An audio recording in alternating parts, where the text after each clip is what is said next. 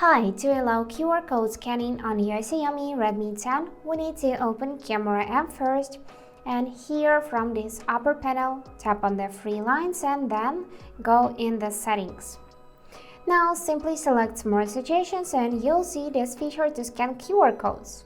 If you want to enable it, just tap on the switcher so it will light up blue like that. But also notice that only the rear camera can scan QR codes in the photo mode. So let's go back in the camera.